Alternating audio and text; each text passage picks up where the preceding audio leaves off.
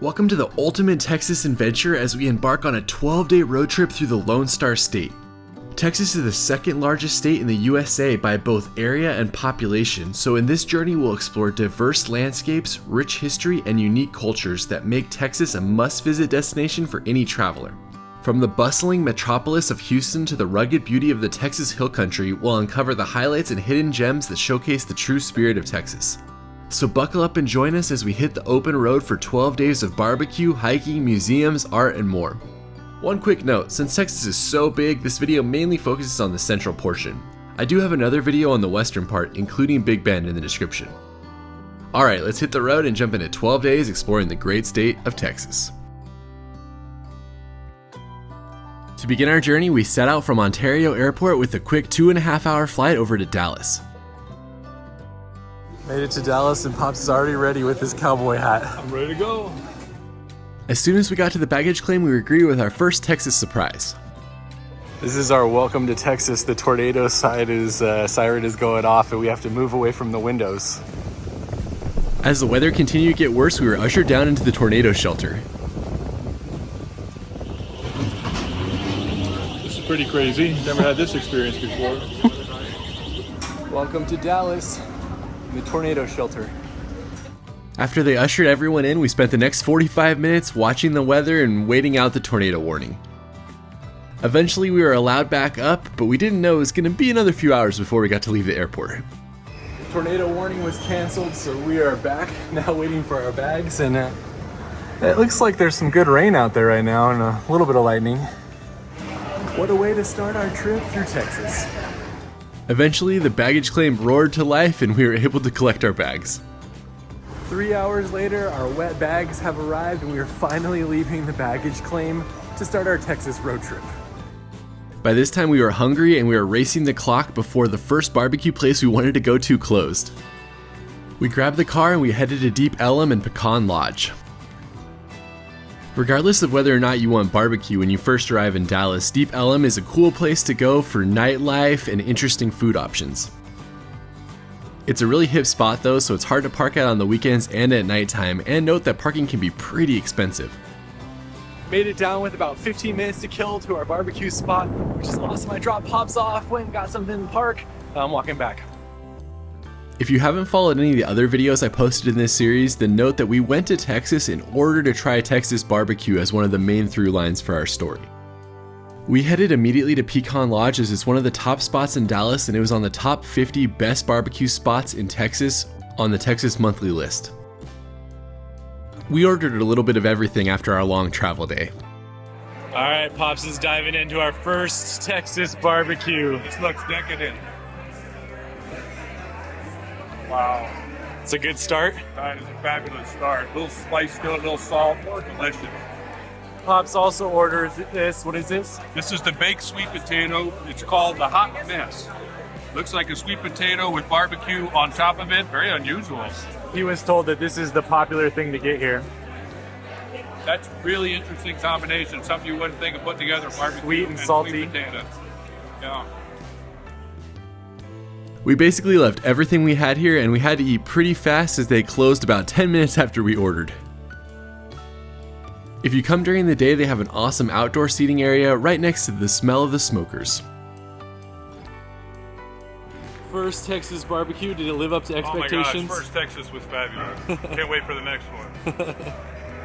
From there we grabbed a slice of pie at Emporium Pies as it had come highly recommended, and then we left the neon lights of Deep Ellum behind and headed to our hotel to check in. We grabbed a slice of pecan pie for the hotel and we are back after our long day watching March Madness, and that's the end of our first day in Texas, but more fun stuff starts tomorrow. Starting our full day in Dallas at the Bishop's Art District, we're gonna get donuts and then we're gonna go explore. You guys know that when we visit a new place, we love to seek out a good donut shop. This is actually the new location for a donut shop that we visited in Miami, but we liked it so much we figured we had to go to it again in Dallas. The Salty loves y'all. So it's about 8:30 on a Friday and nothing's really happening or open down here yet, but good coffee, good donuts, and this is just a cool place to explore with the murals. Come back if you like to do some shopping later in the day. Y'all, it's Pops. All right, now we're heading on to something that's truly Texas, waiting in line for barbecue. Poor Pops, I got him a car that he can't get in and out of, unfortunately. While it was still early in the day, we heard that this barbecue spot was popular, so we wanted to get there about 30 minutes before they opened. This is how you know you're getting close to a barbecue spot, when you see a massive cow on the side of the building. Made it at 9:30. Pops is the first in line. There's already about 15 people behind him, and it opens at 10:30. I do have to say that this is one of my dad's favorite things. He loves sitting in line and talking to people, so I think he's gonna have fun with all the barbecue waiting we're gonna do. Cadillac Barbecue is ranked number 6 on Texas Monthly's top barbecue places in the state of Texas. This is the reason that us and other people were waiting in line for it to open. After the introduction to the meats available that day, my dad was first in line and was ushered in to make his order. That's what I'm talking about. Look at this. Look at that rib. That's incredible. Since this was our first major barbecue in Texas, we ordered a little bit of everything to try. This is our pastrami beef rib. They say everything's bigger in Texas. Look at this rib. This is over at 1.5 pounds of meat right there. Pastrami beef rib. And if you put barbecue sauce on it, they said they will kick you out. So. Oh my God, so tender. It's caught in your mouth. Wow. This was an incredible place to eat. They had great barbecue and great sides. Do note though, this is the only time we ordered a beef rib on our entire Texas trip, as they're very expensive. I didn't know that before I ordered, and I think this one cost me around $55. This is vegetables, broccoli and apples. You're so healthy. We had to throw in the towel, so Pops isn't letting it go to waste though. It was too good. All right. We made it to downtown Dallas. First stop is the 6th Floor Museum. The 6th Floor Museum looks at the life, death, and legacy of President John F. Kennedy. It's a popular spot, so buy your tickets in advance. That X right there marks the spot where approximately John F. Kennedy was shot, and then the window right here is where he was shot from. As you walk around the outside area, you can explore the grassy knoll where many of the conspiracy theories come from and learn more about John F. Kennedy. They only allow photography in the museum, so I can't show it to you, but I can say it's well worth visiting. In the same way as today, when people will say they know where they were when the Twin Towers came down, back in 1963, I was a 2nd grader, and I can remember all of us were taken out of class, lined up in the cafeteria, and all sent home, and we didn't understand what was going on. But then that week at home, I remember my parents saying, you have to watch all this on television, so we were nonstop in front of the black and white TV, watching all the things that developed, the time when Lee Harvey Oswald got shot, and all the things around that, and plus the huge funeral parade and everything. It was just at a critical time in American history, and even as a small child, 6, 7-year-old, I could remember it. If you have a memory of John F. Kennedy's assassination yourself, leave that in the comments. After leaving the 6th Floor Museum, take the 5-minute walk over to the JFK Memorial. It's meant to be an open tomb signifying the freedom of President Kennedy's spirit. It's definitely not what I was expecting to see, but it's still a beautiful memorial. We left the car in the parking area and decided to set off to explore Dallas on foot. The walk that we're doing down here is about 2.5 miles through downtown Dallas, which is the perfect way to burn off all that barbecue that we ate for lunch. Next stop, we're heading up to the top of Union Tower, right there. But you have to place your bets on whether you think Pops is going to go up there or not. Definitely. From the 6th Floor Museum is about a 10-minute walk to Union Tower. After paying your fee, you have to wait in line to get the next available elevator to take you all the way to the top. I made it up to the top, and as you can see, Pops is not here with me.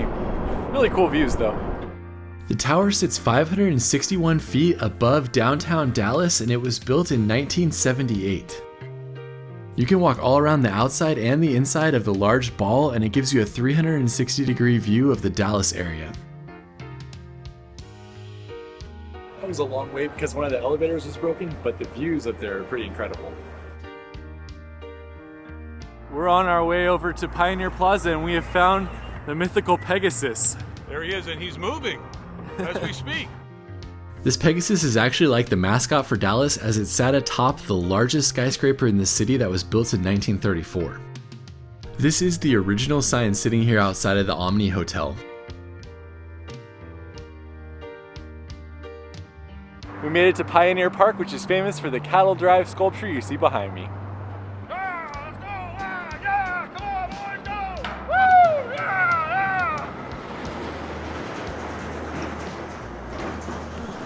Pop's probably terrified some young children with that running. Pioneer Plaza features a famous cattle drive sculpture that was completed in 1994. The sculpture consists of 49 bronze steers and 3 riders. I think it's especially cool the way they have them going through the water. Supposedly it's one of the largest bronze sculptures in the world, and it's definitely something you want to see on your visit to Dallas. Be sure to walk all the way to the top to see the rider at the top of the hill and go down and see the waterfall. There's also a Pioneer Cemetery with some of these dates going back to the early 1800s right next to the sculptures. This has been a lot of fun. Downtown Dallas is very walkable and we're seeing a lot of cool sights along the way. Next up we headed to the AT&T Discovery District, where their headquarters are, and which feels kind of like a mini Times Square. Cowboy Pops in the mirror room. Very cool. You could start your Instagram with this photo right here. This is pretty cool. There's restaurants, art, and interactive tech experiences you can have here. So this is just a place you walk around and experience. It's kind of cool. Pops, I challenge you to connect 4. Do you accept that challenge? I accept, and I would bet money on this challenge. $1. Done.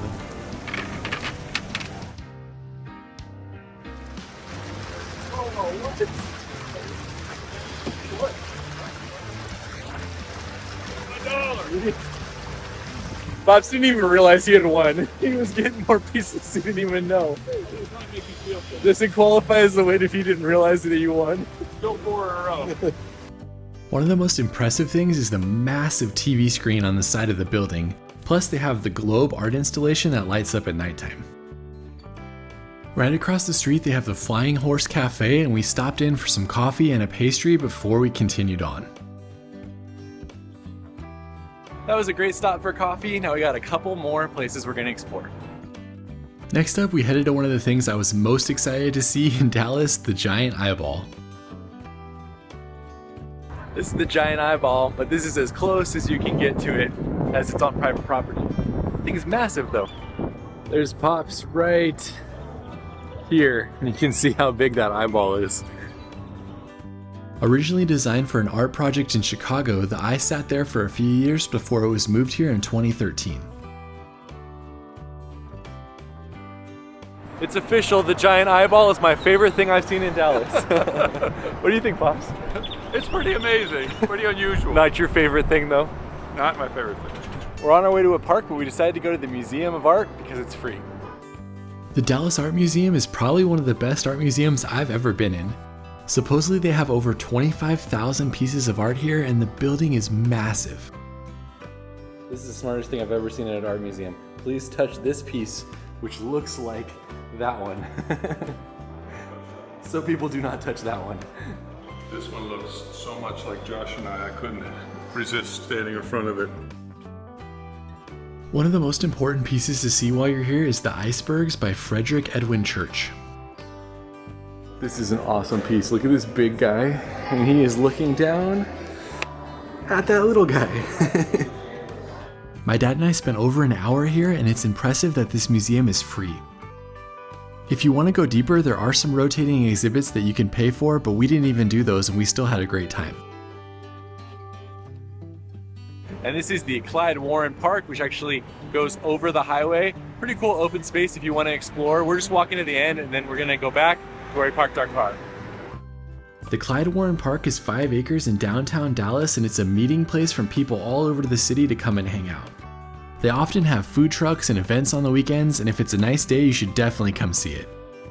So we walked about 2.5 miles through Dallas, got all the way to the end of the park, took an Uber back to the 6th floor museum, and now it's been about 8 hours since we had barbecue, so I think we can have a little bit to eat before ending this video. for our dinner spot. We're a little bit outside of downtown Dallas at the Dallas Farmers Market. The Dallas Farmers Market is a great place to get a meal. They have a large 26,000 square foot food hall with lots of different restaurants and shops. Plus, they also have a farmers market where you can get lots of fresh produce that's outside of the food hall. I almost got the breakfast tacos in the back, but I decided to go as healthy as I possibly could after all that barbecue. Pickled vegetables, chicken, rice. How do you beat that? And you viewers know that he's not fooling anybody with that. Pops isn't eating anything, so this is healthier than eating nothing. We only had one stop left in Dallas, and that was to visit the Margaret Hunt Hill Bridge. Finished in 2012, this bridge is 400 feet tall and 1,200 feet long. I'm a huge fan of bridges, so you know I love spots like this, but I mean, look at how cool that view is. And they got this pedestrian walkway so you can get lots of views of the bridge. In case you want a cool spot to relax and watch the sunset, you can take these chairs with this view. Made it back to the hotel after a full day exploring Dallas. Tomorrow we head to Fort Worth. This is day 3 technically in Texas, and today we're in Fort Worth. We stayed in Dallas the night before and started the day by driving in and going to Buongiorno. We're always on the search for a good cappuccino that's not just a latte like many coffee shops make. We figured an Italian coffee shop would be the way to do it, and it was really good here. Also, it may seem like it's really early, but it's actually 7:30 and the sun is just now coming up. Next up, we are at the Fort Worth Water Gardens, which is one of the things I was the most excited to see. Plus, there's probably not going to be anybody here this early in the morning. The Fort Worth Water Garden is a stunning urban park located in downtown Fort Worth that opened to the public in 1974. There are multiple pools situated around the garden, but the active pool is the most dramatic of the 3. It features a 38-foot waterfall that cascades down a series of terraces and steps into a pool below. You guys, how cool is this? It's awesome just to have this in a public park. You can walk down and stand at the base of the waterfall, which allows you to feel the thundering power of the falling water. It's one of those things I had seen in pictures for a long time, and I was so excited to be able to see myself. Also, going early in the morning like we did allowed us to have the entire place to ourselves. This pool has been featured in movies and music videos and other parts of popular culture over the last few decades. Do note that it's a little bit slippery and some of the steps are a little tall if you make the walk down to the base. Alright, it's a Saturday and we're heading to the #1 barbecue place in Texas, which is called Goldie's. How many people do you think is going to be in line at 8:30? I'm going to say a nice round 50. 50? It doesn't open until 11:30 either. I'm going to say 49. What's that show? Price is Right. Price is Right. After arriving at 8:30 a.m., we were greeted by a line, and we ended up being number 60 and 61, so Pops was right. Texas Monthly puts out a biennial list of the best barbecue joints in Texas, and in the 2021 edition, Goldie's was the #1 spot. So it's about 9:45 right now, still an hour and 15 minutes left to go, and there's probably 70 people behind us. While it was already popular before the list, this skyrocketed it to another level, and that's why all the people are waiting here on a Saturday to experience the barbecue. You get to meet people and feel that sense of community, and everybody's just hanging out, with many of the places even providing free beer or free water so you can just have a drink and have a good time. It's 11 o'clock, they're letting people in. There's 50 so people in front of us, about 150 people behind us. Feeling confident we'll get what we want. It is nice to have the line finally moving after all this waiting. I wish I could say it was a fast experience to get through the line once it started moving, but it definitely was not. It took us about an hour and a half from where we were at in line to finally order our food. You can see the door. I can touch the door. We have made it to the board and nothing is sold out yet. So unless they come and write something, we might be all right. Once you make it to the front, you're ushered in, and then you order the meat you want by the weight. My dad and I got a 1/4 pound to a 1/2 pound of the 3 different meats, and then we got a sausage link to try and 2 of the sides. It ended up being a ton of food, but we had waited for 3 hours, so we wanted to make sure it was worth it, and we ended up skipping dinner. I gotta go brisket first. I'm gonna dive right in. It's already cut nicely. That rub is so flavorful. The meat is smoky, tender, juicy. Wow. Outstanding. Is it worth the wait? Yeah, for sure. I don't want to put this rib down. I was just going to taste it, but now I got to eat it. Maybe it's because I waited for 3 hours, but I can't even believe how good that brisket is. Like, it should not be that good. It is insanely good. It's all downhill the rest of my life. You left some food on the table? No, I took it with me. From Goldie's, we headed about 25 minutes north to the Fort Worth Stockyards. Next up, we're at the Fort Worth Stockyards, which is a historic part of the city. A lot of cool things you can do, including a rodeo we're gonna do later. Pop's parking the car. I'm going to find the herd, and then we're gonna meet up. This area of Fort Worth started as an outpost for cowboys which are driving cattle to the market along the famous Chisholm Trail. Today, the Stockyard is one of the most popular attractions in Texas, and it really feels like you're back in the cowboy times when you're here. There's tons of different bars, restaurants, and attractions, along with a wooden maze that's popular for younger children, and of course the Fort Worth herd. We happened to go there on a weekend when they were celebrating St. Patrick's Day, so it was incredibly busy, but it was still a fun spot. The main attraction in the Stockyards is the cattle drive, which happens every day at 11:30 and 4.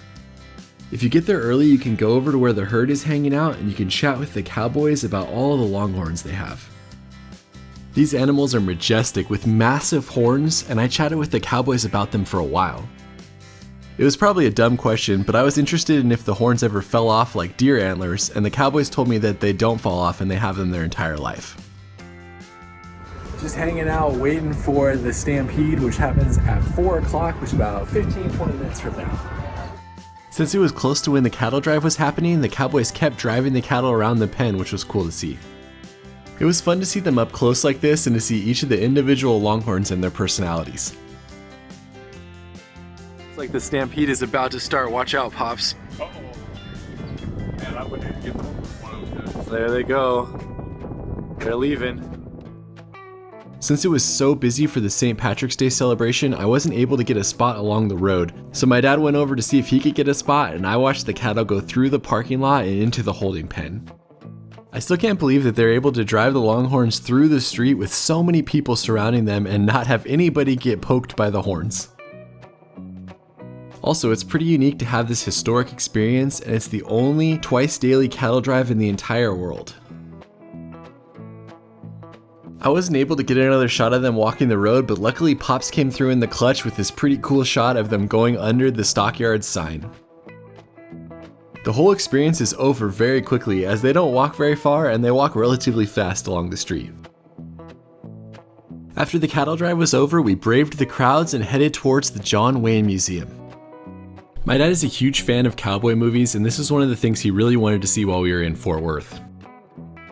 This museum has 10,000 square feet of exhibit space and traces John Wayne's life all the way from his early childhood throughout his career. Pops, look at how many movies John Wayne was in. 60 something, yeah. Oh my gosh. Plus, they have countless pieces of memorabilia from throughout his life and from the movies he was in. The exhibits are well put together and engaging, and I learned a lot about John Wayne. Hey Pops, what's your favorite John Wayne quote? It's from True Grit. Courage is being scared to death, but settling up anyway. Billy Bob's Texas, the world's largest honky-tonk. Next up was Billy Bob's, which has been here for over 40 years and is basically a Texas institution. Billy Bob's was the nightclub of the year, many years in a row. It's one of the world's most famous honky-tonks, and it's basically a large bar, concert arena, and country music museum all rolled into one. It's a great place to grab your drink of choice and just hang out, especially if you're killing time waiting for the rodeo like we were. Fiddle played by Charlie Daniels. You know The Devil Went Down to Georgia was played on that. The country museum portion has all sorts of signed instruments and handprints from some of the top country musicians. So apparently you can tell how loved somebody is by how many lipstick marks they got. Now I'm convinced it's the world's largest honky tonk. There's a rodeo arena inside of it. There weren't any rodeos happening when we were there, and of course it's not anywhere near as big as the Cowtown Coliseum, but it's still pretty cool to see inside of a bar. Two things. First, that's an awesome place to watch March Madness and to have a drink. Second, Pops and I are really tired from just eating barbecue and sitting all day, but we have one more thing left to do, and that's go to a rodeo. Our last stop of the day was at the Cowtown Coliseum, a famed spot in Fort Worth and one of the only weekly rodeos in the United States. Hey, to the rodeo! If you want to do this, book it in advance as the tickets sell out, and I have to say, this is an incredible way to end your day in Fort Worth. I knew basically nothing about the rodeo, but the time flew by and the crowd was engaged and cheering the entire way.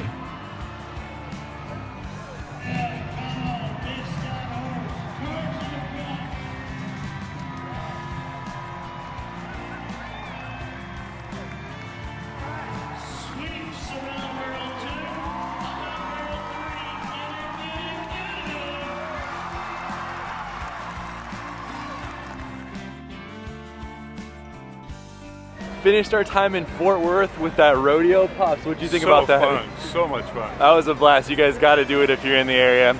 We will see you tomorrow. Good morning. Today we are saying goodbye to the Dallas-Fort Worth area and we're heading south to Houston.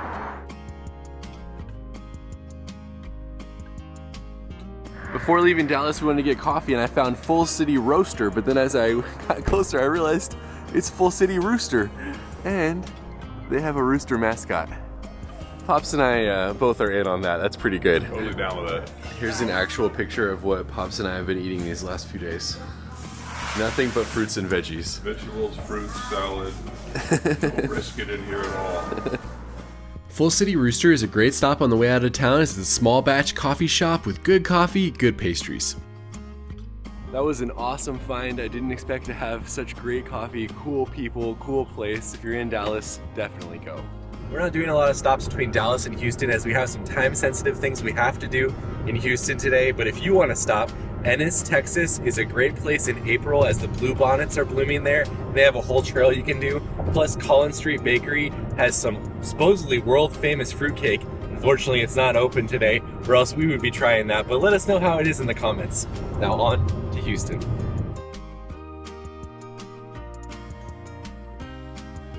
All right, before we make it to Houston, we're having a true Texas experience, and we are going to Buc-ee's. Never been, gonna see what all the fuss is about. Have you ever been to Buc-ee's, Pops? I have not been to Buc-ee's. All right, first time Buc-ee's. Visiting Texas and not stopping at Buc-ee's is like visiting Paris and not seeing the Eiffel Tower. This place is apparently where everyone stops. Very zooey in here. Buc-ee's is a massive gas station and store, and one of the Buc-ee's is actually the largest convenience store in the world. They sell everything here, from Buc-ee's shirts and swimsuits to brisket and beef jerky.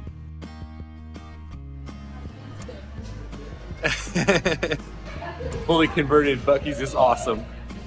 All right, so this is what Buc-ee's is known for, the beaver nuggets. Pops, Beaver give it a nugget try. right here. Yeah, it's nice snack. Crunchy, sweet. It's kind of like a big caramel corn. Kind of, yeah. Yeah, it's good. I like it. Good road trip snack. Pops has updated his review to say, yeah, those are pretty good. Those are pretty good, yeah. Not bad. After about 3 hours of driving and our stop at Buc-ee's, we arrived in Houston. We made it to Houston, and our first stop is at Smither Park, and then we're gonna tour the Orange Show area in about 30 minutes. One of the things I love seeing most when I travel is folk art. Houston is actually a great spot for this, and one of the reasons we got here so quickly is because a couple of the spots I really wanted to see are only open on the weekends. Smither Park is open throughout the week though. Can you do it? King Pops of Smither Park. He's probably one of the only people who fits into the crown. Construction of Smither Park began in 2011 with builder Dan Phillips and Stephanie Smither creating it. You can see this is a work in progress too. They're still working on this section next, I guess. The park was designed to honor her late husband John Smither, and since its creation, over 300 artists have worked to make pieces here. Pop scanned the QR code, and what'd you find? Well, they have two levels of an easier or a harder scavenger hunt. You can go all through and find the different things. We found quite a few of them. Different animals, different other things. We found one of the scavenger hunt items. This is the sawfish. So if you're traveling with family, be sure to scan the QR code and to see the scavenger hunt. Whenever I'm exploring a new city, I always try to find places like this because every city has a zoo or a children's museum or science center, but not a lot of cities have really unique art places. So I love finding these types of things when I travel. That was an amazing area to explore, but the real reason we're here is to tour the Orange Show, which is what we're going to do next. The Orange Show is located right next to Smither Park, and it was built by Jeff McKissicks. This spot's probably not for everyone, but again, I love folk art and I love seeing it when I travel. You do have to buy a ticket in advance if you want to see it, but it was only $5 when I went. Hold on, Pops. This spot is over 3,000 square feet and it was built by one man from 1956 to 1979. What I love about it is that a lot of it is still open for you to climb on and experience from many different angles. It definitely feels like a maze as you explore, and I've been told that they actually have small concerts here at certain times of the year. Believe it or not, they actually have a bathroom here too. I wouldn't have thought that. Like Smither Park, there's also a scavenger hunt you can do if you come with children, and overall, these types of places are just unique and fun to explore. That's a tiny spot, but I loved it. I love seeing that kind of stuff, that folk art. We're gonna go see a couple more unique art places before we end our day in Houston.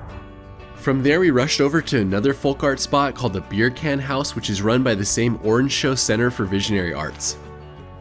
This one's only open on the weekend as well, and it has a small fee if you want to go inside, but it's free if you just want to see the outside. This house project was started by John Milkovich in 1968, and over the next 18 years, he basically covered the entire house in flattened beer cans. This is the beer can house from the inside. Supposedly, the wife got to choose what was inside, the husband got to choose what was outside, which is why this is normal, and the outside looks the way that it does. Put this house together with the Orange House. The guy at the Orange House thought oranges were the key to life. This guy here thought that beer cured everything. After exploring for about 15 minutes, the house was closing and it was time for us to head on. Last folk art stop of the day, the Art Car Museum. That is so cool. It's got like gargoyles on it and a head. Oh man.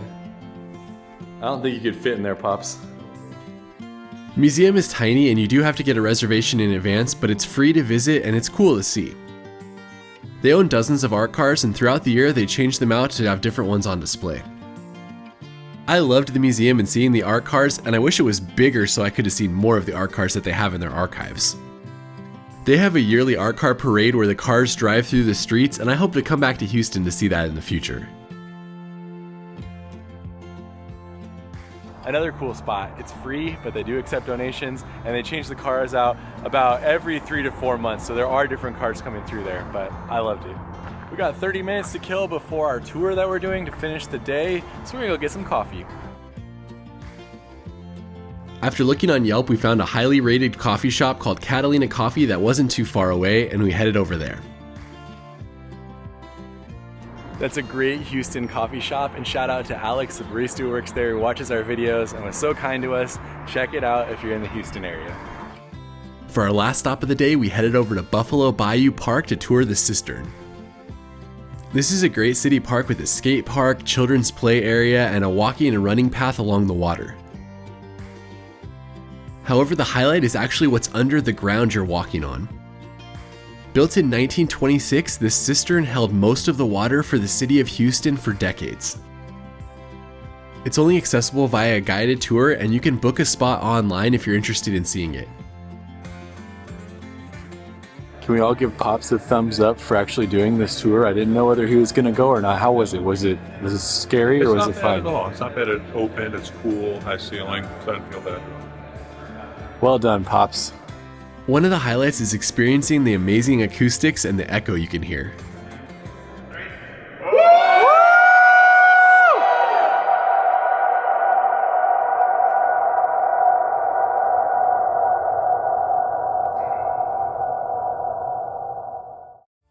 They were originally going to demolish it and turn it into a parking area, but I'm so glad they kept it and still allow you to tour it. Pops decided he had to do a little singing before we left. Jose, can you see by the dawn's early light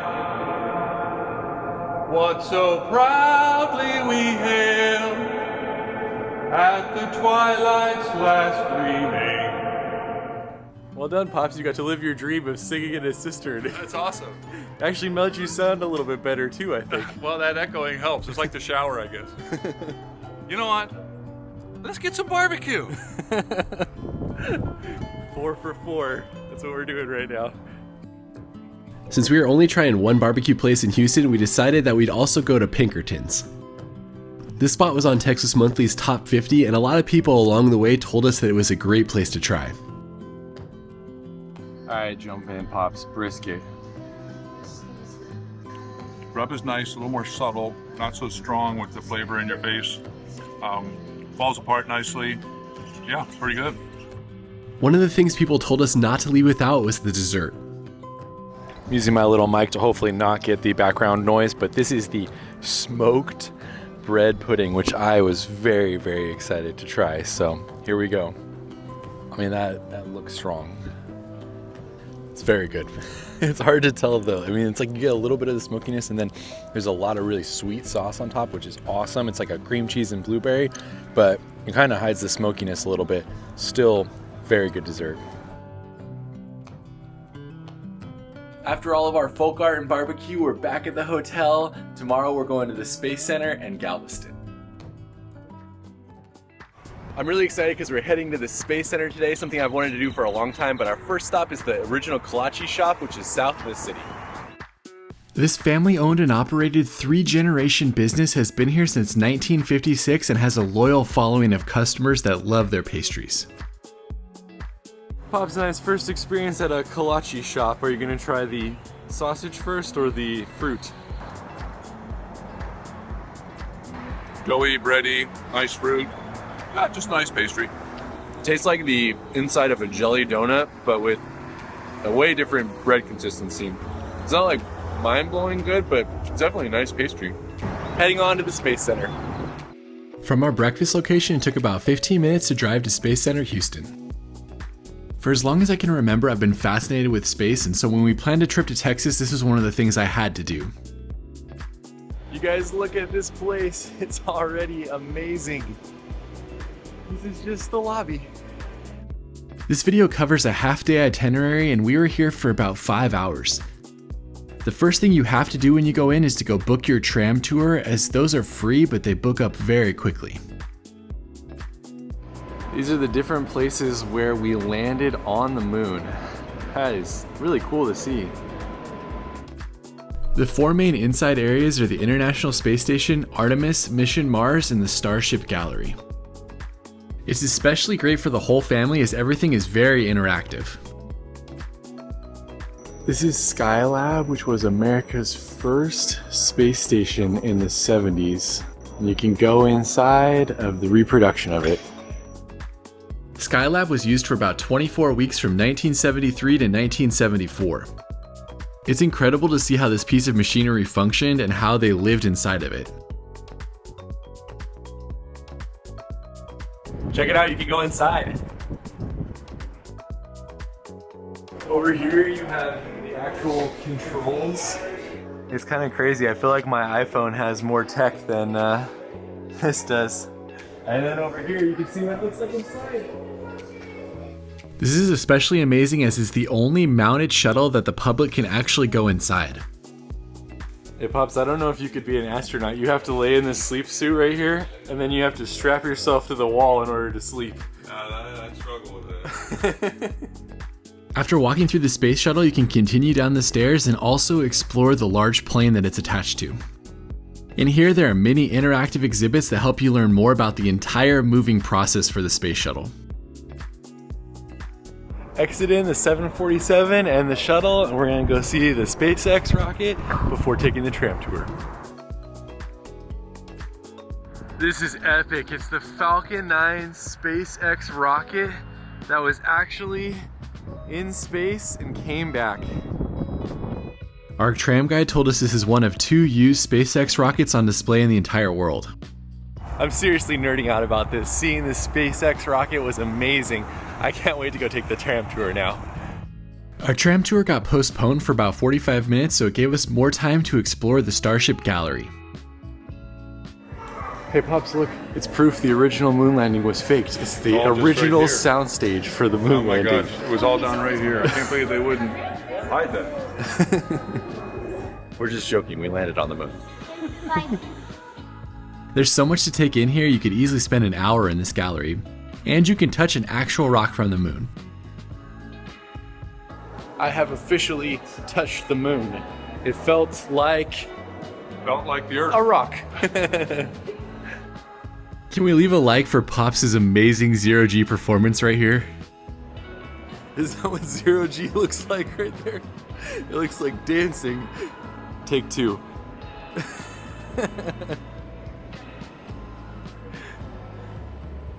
That was the best one yet. Nice work, Pops. Pretty good. We explored for another 15 minutes and then it was time to start the tram tour. Unfortunately, my dad had a work call he had to take, so it was just me who went on the tram. When I was there, the blue tram pass was included with your ticket. This tour is about an hour long and it visits the astronaut training facility and Rocket Park. After driving through what feels like a city in the Space Center, we made it to the astronaut training facility. Here you can look down on basically a replica of the International Space Station, and this is where astronauts train for their missions. Also, there's a lot of new technologies that they're developing here, and it was pretty cool to be able to just walk through and see it all. As we were boarding back into the tram, we got to see an actual space rover that was out for a test drive. This was an added bonus I wasn't expecting. The tour then headed over to Rocket Park, which was our last stop. Heading inside is the Saturn V. Saturn V is the tallest and most powerful rocket that's ever flown, and it's one of only 3 on display in the entire world. This is worth the price of admission just by itself. It's one of the coolest things I've seen in a long time. These rockets operated from the late 60s to the early 70s and were used for all of the moon missions. We're leaving Space Center Houston and we're heading down to Galveston. Check it out, even the McDonald's near NASA has an astronaut with some French fries. Leaving Space Center Houston, we decided we wanted to experience the Gulf Coast, so we headed down to Galveston. Our first stop was at Bishop's Palace, a 19,000 square foot Victorian house that was built in the late 1800s. Watch your head, Pops. We're in a historic place. Be careful here. They give you an audio tour and you can just type in the numbers and you can listen to what you're looking at. The house was owned by the Gresham family until 1923 when the Roman Catholic Diocese purchased the home. They used it for the next 40 years as a residence for one of their bishops before it was turned over to the Historical Society for tours. Those are all original old stained glass windows produced in Germany. Really, really detailed. This is Matthew, Mark, Luke, and John up above. That's a painting of the bishop who kind of converted this into more of a Catholic field chapel when it used to be one of the daughters' bedrooms. If you like learning about an area's history or seeing historic houses, this is definitely one to check out. We're going to explore more of Galveston. Leaving the palace, we decided to drive a little bit along the coast. Basically on the tip of Galveston right now at Fort San Jacinto. There's been lots of forts here over the last 200 years, but the sea takes all of them basically. That's all that remains from the last fort that was built. This is basically the northeast tip of Galveston, and it's been a place that they've used for defense for over 200 years. It's also just a nice spot to sit and watch the boats coming in and out and the birds flying off in the distance. Next, we headed over to the most popular attraction in Galveston, the Pleasure Pier. Pleasure Pier is closed Monday through Thursday and only open on the weekends. So I knew it wasn't gonna be open, but I at least wanted to see it since I'm used to the Santa Monica one. This is not the original Pleasure Pier that opened in 1943 and was destroyed by a hurricane in 1961. Efforts were made to create a new one, and this one was actually built in 2012. The last thing we wanted to do in Galveston was to go explore some of the wooden tree sculptures, which you could actually take a driving tour to see. So these sculptures are all over Galveston, and they're just local artists who've taken trees that have died, say in a hurricane, and they've carved them to make these beautiful sculptures. They're really a lot of fun. There's dozens of these sculptures around Galveston, and you can get a map online if you want to see all of them. It's definitely a fun scavenger hunt, especially with the family. We've made it to our last of the wooden sculptures for this trip. I have to say, this is a pretty strong one. He's representing for St. Patrick's Day too. Hilarious. It's amazing. This is a really fun one. And in our time in Galveston with what is supposedly a local favorite, shrimp and stuff. We asked many people around the city what their favorite spot was, and a bunch of them told us shrimp and stuff. This local restaurant has been here since 1976 and serves its famous po' boy to tourists and residents alike. This is a boudin fireball, jalapenos. I like that. Yeah? Yeah, that's got a really nice flavor. Cheese inside? It's cheese and jalapeno, but that kind of sausagey rice coating. It's actually got a nice flavor. I like that. We got half crab, half shrimp, po' boy. I always like a good po' boy, so I'm excited about this. I'm not gonna complain, it's got a good sauce, it's fresh with the vegetables, good crab balls. I'm in. Saying goodbye to Galveston, making the hour drive back to Houston, and we will see you tomorrow. On the drive back to Houston, we decided to stop at the Waterfall Park. I have to say, if you have the opportunity, I would see it during the day and at sunset or night, as when the lights come on, it looks pretty cool with the waterfall. Alright, that's it for day 5. We'll see you tomorrow for more exploring in Houston. Heading out from our hotel, and we're gonna spend the entire day exploring Houston. It's never less funny to see Pops try to get into this car. Apparently we should have swapped it at the airport. We started the day by heading back over to Gerald D. Hines Waterfall Park. This is one of my favorite places in the city, and it's definitely something you have to experience yourself. The waterfall was built in 1985 and it sits at 64 feet tall. It's been described as a horseshoe of water, and I have to say that's a pretty good description. Also note that there's no street parking around, you have to park in one of the lots. Next up, we headed over to Black Hole Coffee House. The spot has great coffee and delicious pastries, plus it has cool art on the walls. Never seen a blueberry muffin with that many blueberries, and it Pops is jealous of his choice right now. I'm jealous, that looks amazing. From coffee, we headed into downtown Houston and stopped at Graffiti Park. Here you'll find a couple city blocks worth of buildings covered in murals.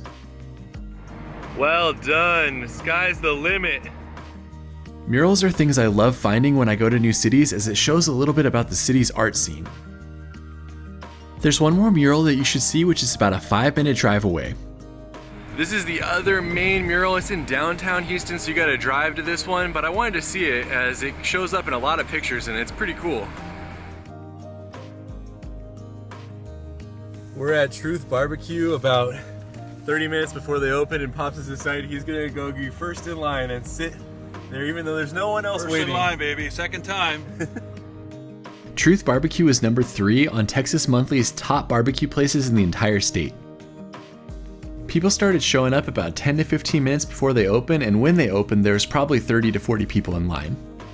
Twice now in these places I've got to be number 1 in line. That never happens to me. So I just want to make sure you notice that. Once it opens, you order your meat by the pound at the counter, and they cut the meat in front of you and scoop the sides. You can pick whatever you want to sit. This spot has a really great vibe for lunch in the city, and the food here was fantastic.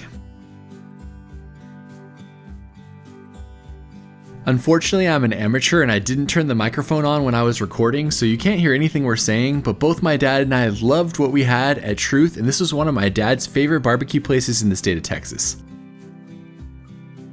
Be sure to try the smoked turkey here as well. It was definitely the best turkey we had on our barbecue road trip. Next up, we made our way over to Herman Park to explore. We're going to the Natural History Museum, but first we're going to the Butterfly Garden. so some butterflies can land on Pops. If you're going to the Museum of Natural Science, the butterfly exhibit was only a small add-on, so we decided to do that first. They had an awesome bug exhibit that you could see before the butterflies. Next, we made our way into the Rainforest Conservatory, which is 3 stories tall and had a 50-foot waterfall in the middle. This is where all the butterflies were, and I was amazed by how many butterflies they had. This is definitely one of the best butterfly gardens I've ever seen. They're so active right now and they're everywhere. We spent a good 30 minutes in here just walking around and seeing all of the butterflies. Honestly, it felt like there were thousands of butterflies, and if you come to a museum, you should definitely do this. You gotta check yourself in the mirror and make sure you have no butterflies on you. I can't believe they have a life-size version. Those are the ones that were attacking you in Alaska? That's how I see them, yeah. That guy got me in Alaska. It's interesting, they had the mosquito's lifestyle. They're born, they find pups, and then they suck the blood life out of me. That's their lifestyle. And die, that's all they do? It says right here, and then they die and make more to find me later. Up next, Pops and I are gonna go see some dinosaurs. I'm blown away by this museum because of the amount of these that they have. Like, they're so intricate and just incredibly preserved. It's well worth seeing the museum just to see this. I mean, look at this. This is like a turtle. We only spent about 45 minutes in this section, but you could easily spend a few hours if you're interested. Best fossil of all time. Look at this mammoth. It knocked the guy into the air. Of course, this is just one of many exhibits they have in this massive museum, and I would say it'd take an entire day to see it all. This area was based on this painting. Everything that you see in here you can touch and interact with, and there's cabinets you can open, so pretty cool spot. In case you were wondering, while you're at the museum, you can also buy a dinosaur skull. It's only $185,000. Pretty cool to have hanging in your house though. That's a fantastic museum. We barely scratched the surface of all the stuff you could do here. We're gonna explore the park a little bit, but there's a lot of other museums and a zoo, so you can do a lot down here if you have the time. This is a really beautiful park. These tree-lined walkways and the reflection pool. Definitely a nice place to explore for a couple hours, or even a full day probably in Houston. Herman Park has been here for over 100 years, and it's up to 445 acres in the heart of Houston. It has memorials, monuments, a lake, a golf course, and even a train that connects you throughout the property. That is a big koi fish right there. Our next stop is a piece of art that was designed by the same person who made Clouds Gate, aka the Bean in Chicago, right there. This piece is called Cloud Column, and it was made by famed artist Anish Kapoor. I will say it's pretty cool how it has this hollow cutout in the middle. It adds an interesting dynamic to it. Pop says this is a broken donut. How is it a broken donut? Like a, like a maple bar that's broken in half or something. A maple bar broken in half. Next up, it was time for dinner, and so we headed over to the Hobbit Cafe. What you might not know about Pops is that he's one of the biggest Tolkien fans around. Of the books. The books. The Lord of the Ring movies. He's a hater of the movies. I'm a hater of the movies. Leave mostly. all the comments below about how good the movies are. Tell me how much you're a hater of the movies. Those of you who have actually read the books as many times as I've had. I think I've read the books 15 times. Man. See how hard it is to be me? The Hobbit Cafe is a themed restaurant dedicated to the Hobbit books created by J.R.R. Tolkien. You shall not pass! It started in 1972, and it's supposedly one of the only themed restaurants that got approval by his family. They sell a wide variety of healthy food options, plus mead. That's a veggie sandwich right there, That's Pops. the slim version. I got curry chicken salad with sauteed jalapenos on the side. We're gonna do splitsies though, so we can try each one. Pops is going with the curry chicken. Curry chicken with a sauteed jalapeno on top. Yummy. Very nice. I like the curry. If you're a fan of Lord of the Rings, you got to go there. But even if you're not, they actually have really good food. So definitely a recommendation. We had one more thing we wanted to do right around sunset, so we had some time to kill and went to Urban South. We actually went here because our waitress at the Hobbit Cafe told us that it was a great brewery with lots of very unique beers. It has an awesome vibe, and it's definitely a spot I'd come back to if I was in Houston. Plus, while we're waiting, I can challenge Pop to a game of foosball. Terrible.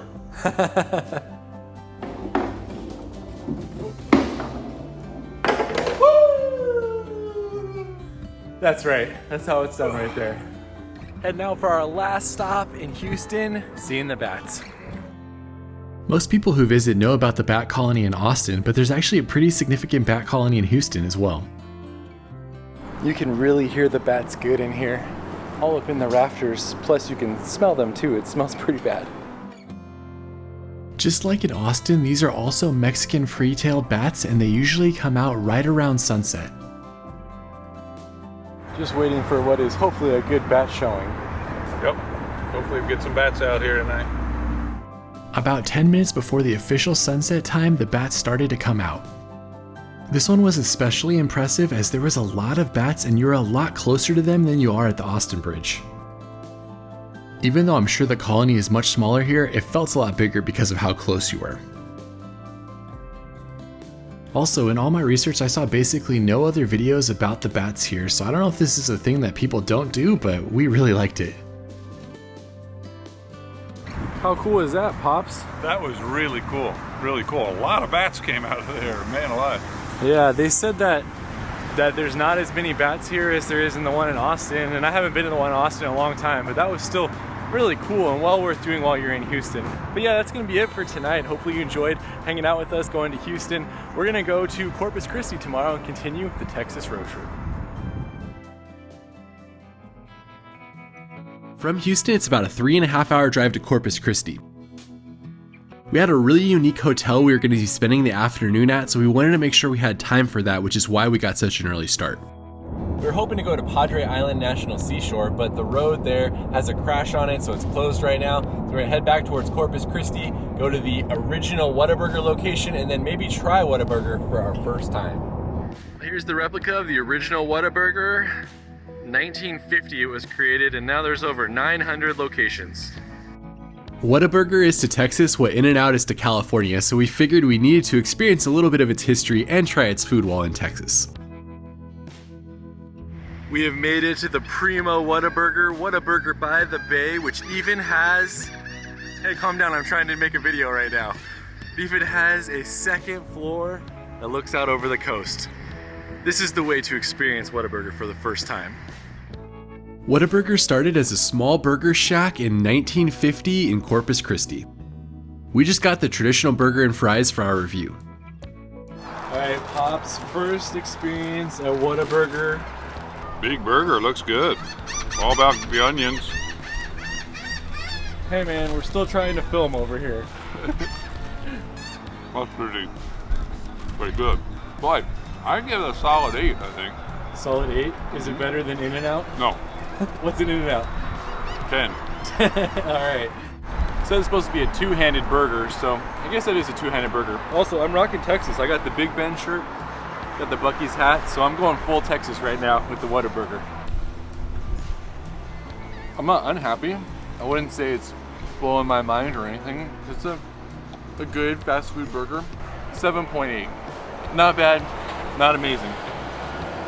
Cheers. I will say I'm somewhat impressed with the french fries, and that spicy ketchup is definitely a nice twist. The birds are literally trying to eat our meals right now. Look at that. Look at all those birds just waiting for us. Don't forget to say hi to the founder on the way out. And grab a cigar if you want to. I'd like to take a cigar.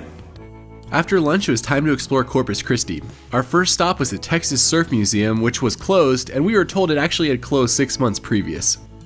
At least if you can't go to the surf museum, you can go to the official selfie spot inside the visitor center. Outside of the visitor center, there's a Walk of Fame, and there's actually a lot of Selena history here. Who of you know who this guy was?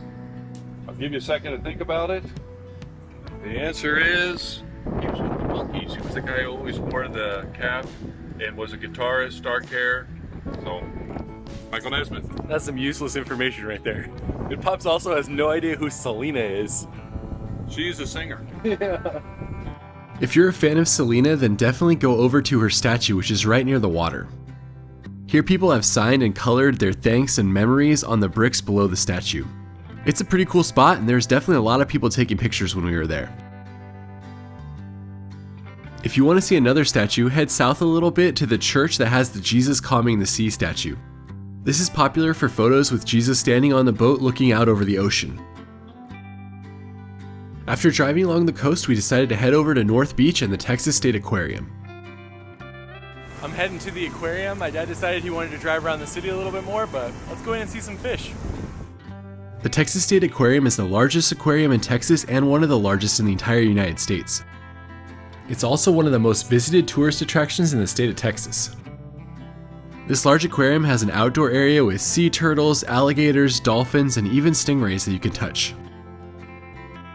I think the inside is the most impressive though, with many different exhibits focusing on different parts of the world. There's everything in here from birds and sharks and sea turtles to octopus and even jellyfish. After I thought I had seen everything, I was told that I hadn't even gone to the Caribbean Journey section yet. This is the newest part of the aquarium and it has a 400,000 gallon tank. This is pretty incredible. I'm just walking under all the sharks next to a shipwreck. Look at that one. This was easily the best part of my visit to the aquarium, and I spent a good 20 minutes just sitting and hanging out here.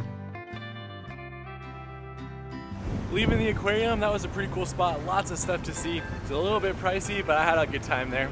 Heading on. As you're leaving the North Beach section, drive a few blocks down the road and see this awesome souvenir store with a shark that you walk through to enter.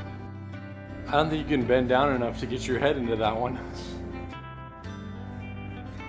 Very nice.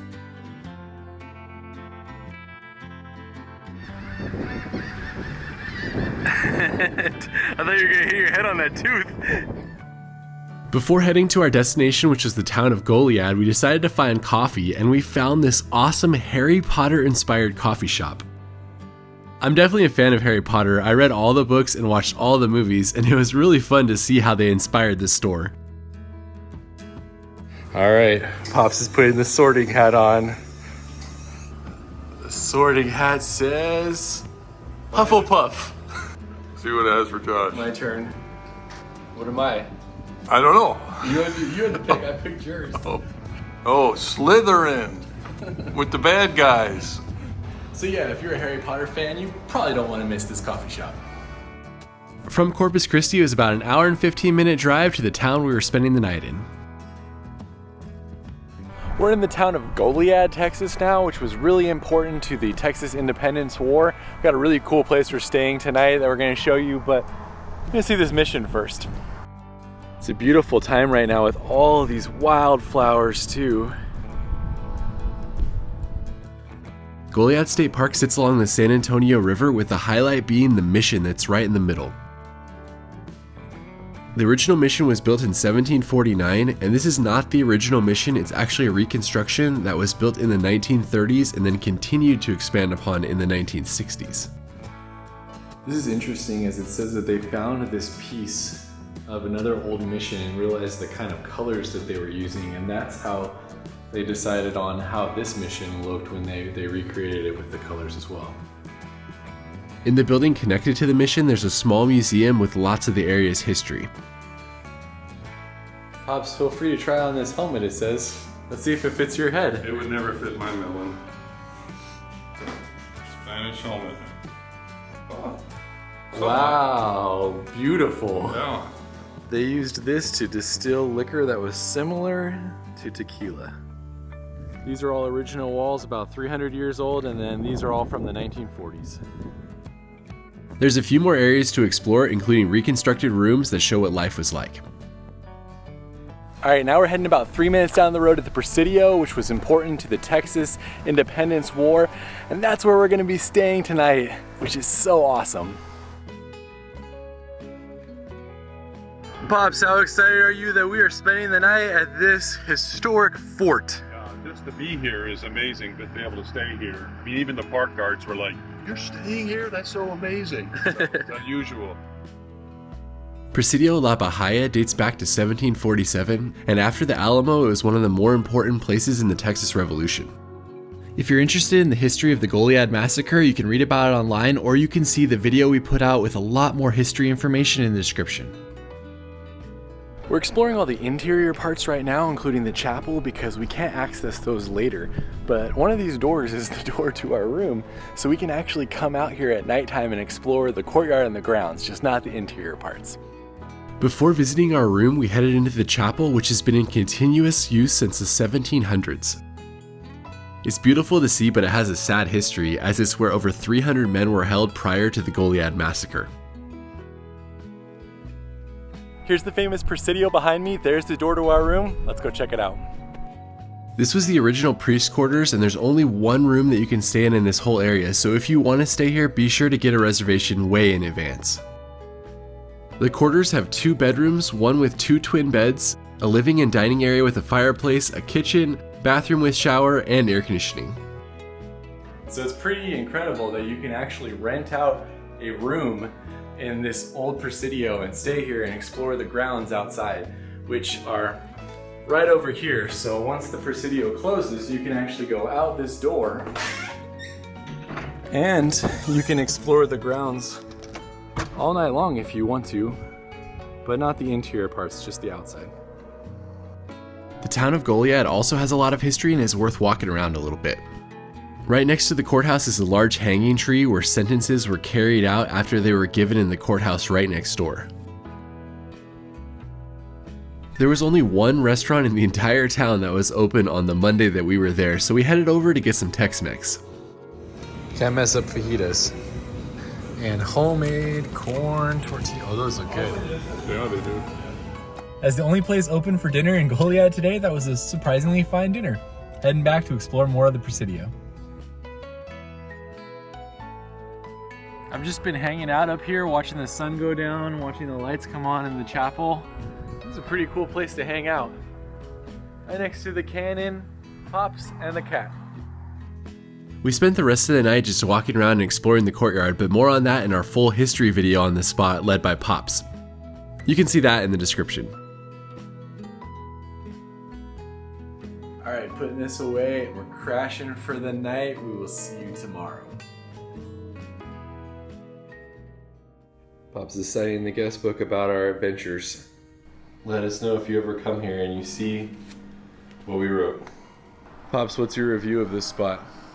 It's really cool. It's like staying in a castle is what it feels like, an old ancient castle, but then the history all around just really is amazing. It's a great place if you're a buff of history and want to understand it better by being here. You ready to head to San Antonio? Let's go to San Antonio. From Goliad, it was about an hour and 45-minute drive to San Antonio, and we planned our day to arrive at another barbecue joint. This spot is supposedly one of the best in the city, 2M Smokehouse. The spot's only open Thursday through Sunday, and it has a great vibe with lots of outdoor seating and murals painted on the wall. We got there about 15 minutes before they opened, and it took us about 30 minutes to get through the line. This spot was also on Texas Monthly's top 50 barbecue joints, and one of the things they're known for is actually the sides. In the literature, they talk about the glassy sweet glaze. I'm excited to try it. Very sweet, very delicious. The sides here are incredibly strong. The elote, and then this is chicharroni mac and cheese, and then we got beans. All of them are very strong. I think it's a very good spot. It's got some interesting uniquenesses about it with the way they do the chicharrones and this barbecue sauce that they have. So it kind of gives you a different taste of things. It's kind of fun. Heading back in to San Antonio to explore some missions. We're starting the mission tour with the southernmost, Mission Espada. And we're going to do all 4 of these, ending at Mission Concepcion. These missions make up the San Antonio Missions Historical Park, which is actually a UNESCO World Heritage Site. What's incredibly impressive about being a UNESCO World Heritage Site is that there's only 24 of them in the United States. These sites are protected due to their natural, cultural, historical, or scientific form of significance. And when you think about all the special places we have in the United States and that this was one of only 24 that were given this designation, it's pretty amazing to see. I'm going through them quickly here, but I'm hoping to make another video on them in the future, and you can actually bike or drive between all of them. If you only have time to visit one mission while in San Antonio, make sure that it's Mission San Jose. This one has a large visitor center with docents you can ask questions to and lots of information on the mission's history. We just entered our third mission and this one's already incredibly impressive. There's all sorts of housing along the sides, basically a complete wall, and then the chapel is over there. This mission is over 300 years old and it's one of the best to see as it was almost completely restored in the 1930s. What you see here is of course the massive church building in the center, but you also see the entire community aspect that surrounded it. Here you can get an idea of where people lived and where they worked and what life was like on the mission. Some of the rooms even have artifacts and things left in them to give you that experience. From there we made our way to the last mission, which was another small one but was still interesting to see and explore a little bit. Also note that all of these are free to visit. These missions are beautiful, well restored. It's amazing that they're still functioning Catholic churches, which is also really cool. Definitely recommend you come down here. There's lots of things about it you wouldn't expect that you'll enjoy. It only takes a few hours to see them all too if you're driving, or if you want to make a full half day out of it, you can rent a bike and you can go between all of them. 20 minutes away was our next stop. What's more Texas than the world's largest cowboy boots? Pops is 6'7", and those are some big cowboy boots. This is a little far away for most visits to San Antonio, but Pops really wanted to see them, and they're 35 feet tall. Can you fit under the heel? Almost. Those are some pretty big boots. That's a spot you probably don't want to go to unless you have a car. It's about 15 to 20 minutes outside of the city, but I mean, it's fun. When you're in Texas, you gotta see the world's largest cowboy boots. We're down in the Pearl District, which is a hip eating, shopping area, plus it has access to the Riverwalk, so I'm just gonna walk around a little bit, but there's one part of the Riverwalk called the Grotto that I wanna see. It's right down here. The Pearl area of San Antonio is definitely one that's worth visiting. It's built around the historic Pearl Brewing Building, which was a brewery that made beer from 1883 to 2001. It's a great way to access the Riverwalk, which is like a massive pedestrian walkway that goes through the center of downtown San Antonio. There it is, the grotto of the San Antonio Riverwalk right there. In order to access the grotto, you'll have to walk over the bridge and then back down to the other side of the Riverwalk.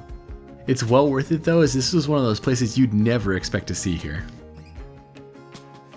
This is the only kind of cave I can get Pops to go in.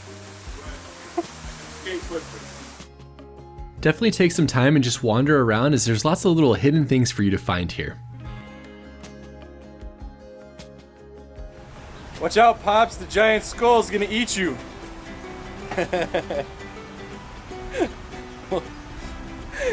Good acting. The Pearl area is really cool, the Grotto area is really cool, but San Antonio is really humid right now and it's only March. I can't imagine what it's like in the summer. After exploring the grotto, we made our way back to the Pearl and we were going to continue on, but then we found out they had an ice cream shop there, and since it was so humid, it felt like a good idea. Which one is Pops? That one or that one?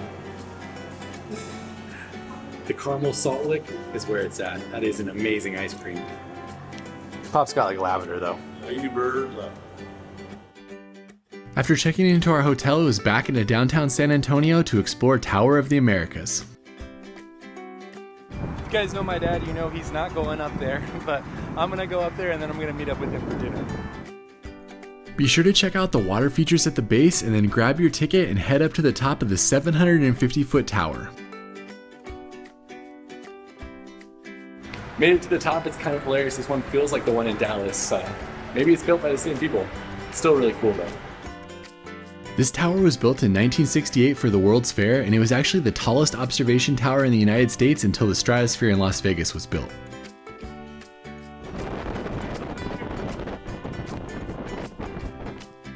It's a 360-degree observation tower, so you can walk around the outside in both an indoor and an outdoor area, and as you can tell from the wind, I spent most of my time in the indoor area.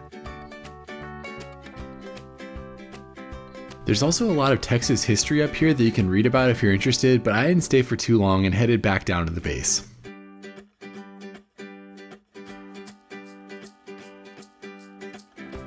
Pops is taking an Uber over at our dinner spot and I'm just walking. It's supposed to be one of the top rated Tex-Mex places in San Antonio, so we'll see how it goes. Created in 1992, Rosario's is often voted one of the best Mexican food restaurants in all of San Antonio. We were told that it seats over 500 people and that there's often a 2-hour line just to eat here. Luckily for us, on a weekday during March Madness, we didn't have any wait. For some reason I forgot to write down what we got, but I can honestly say that everything we had was incredible and it was a great spot for dinner. All we have left for our time in San Antonio is to walk the Riverwalk a little bit more and then see if maybe the boats are running when we get there and we can take a boat tour to end our video. From the restaurant, it was only about a 5-minute walk to connect with the Riverwalk at Cesar Chavez Boulevard. I've been wanting to see the Riverwalk for as long as I can remember, and I can honestly say it lives up to expectations. As you walk closer to the main area, it's so cool to see all the light up boats going past you, the restaurants, the hotels. It's just a super unique place to explore. Even with as touristy as it is, I felt like it lived up to the hype. Also, if you go, you really have to experience it at night. Of course it's cool during the day as well, but there's just something special about seeing it at night. We made our way towards Market Street and the place that you could check in for the Go Rio River Cruises. I didn't book it in advance and it was pretty busy, so it took about 30 minutes for us to get onto a boat. I was surprised that it only cost $14 a person, and it's definitely well worth that cost. The tour was about 30 minutes in length, and our guide told us all about the history of everything we were seeing and took us on a pretty full cruise of the downtown Riverwalk area. It was especially fun to weave around the boats and go under the historic bridges as we made our way around the canals. The San Antonio Riverwalk is a place I'll for sure be back to. I had a great time here and I didn't get to spend as much time as I really wanted to. That boat was a blast. It wasn't too expensive and it was a great 35-minute narrated tour. Showed you the entire Riverwalk. Definitely do it while you're here. Heading back to the hotel and more San Antonio tomorrow.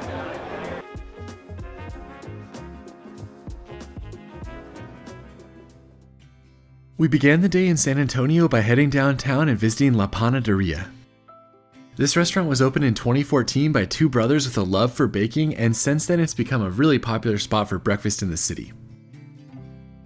From there, it's only a 5-minute walk to San Antonio's most famous site, the Alamo.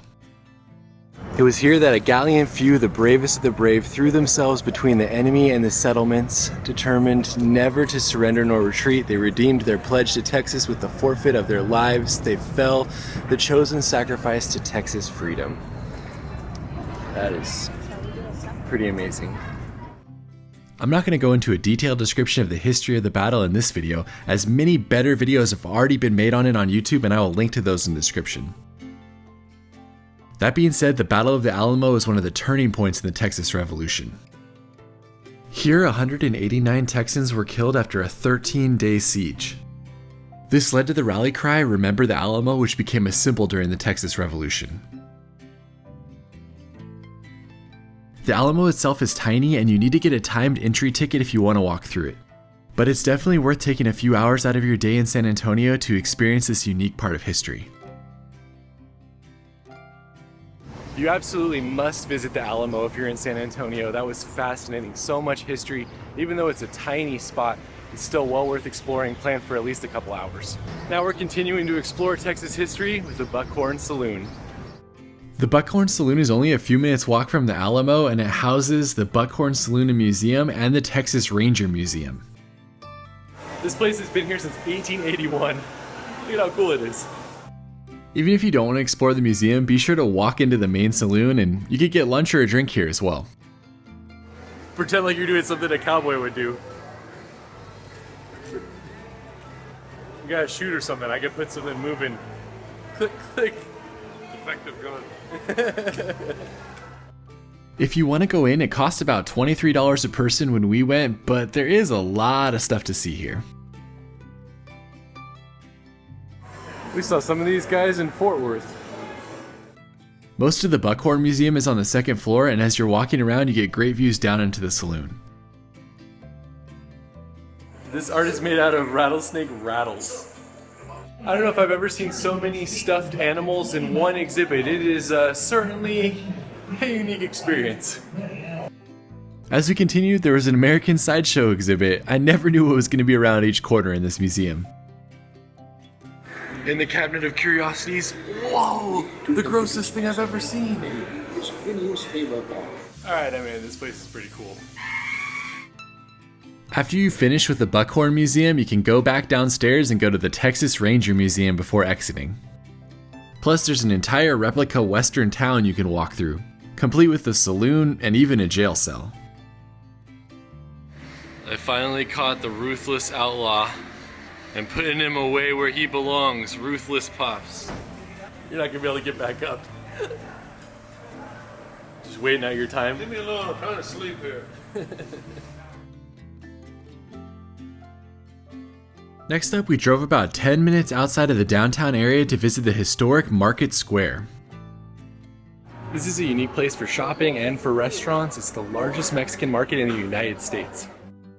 This area is about 3 city blocks with a large cement walking area down the middle, and then different buildings with specialty shops inside of them. So if you're ready for lunch, you can eat here. There's lots of restaurants, but we're gonna head on to get puffy tacos, which is something that was created in San Antonio. If you want to try puffy tacos, head over to Ray's Drive-In, about 10 minutes drive away. The Puffy Taco is a beloved San Antonio staple, and the mascot of their minor league baseball team is even the Puffy Taco. While the exact creation date for the Puffy Taco is unknown, supposedly it was sometime between the early to mid 1900s at Ray's.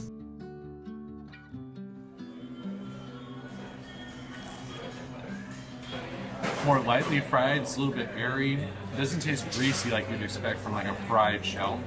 Very good. You gotta get close and hear this crunch. Very good. After lunch, we had a few more stops in the greater San Antonio area before heading north. The first of these was the Japanese tea garden, which had came highly recommended to me. I can definitely say this is a must visit in San Antonio, as the gardens here are beautiful and unlike anything I had ever seen. Also known as the Sunken Gardens, they were built in a limestone quarry in the early 1900s. As you walk the gardens, you'll cross over large bridges, see koi floating below you, and even see a waterfall. While the path around it is not too long, it's definitely a place you're going to want to spend an hour or two. What's interesting is as soon as you come up here, you can hear traffic noise, but when you were down there, you couldn't hear anything. Also, this is one of the most beautiful places in San Antonio. I didn't even plan to come here, but I came on the way out, and I'm so glad that I did. Parking can be a little challenging, especially on busy weekends here, but it's worth trying to find a spot to park. Meeting back up with Pops, and we are leaving San Antonio to go explore a cave. You guys know me, I love exploring caves, and so I found this one about 45 minutes outside of San Antonio to see.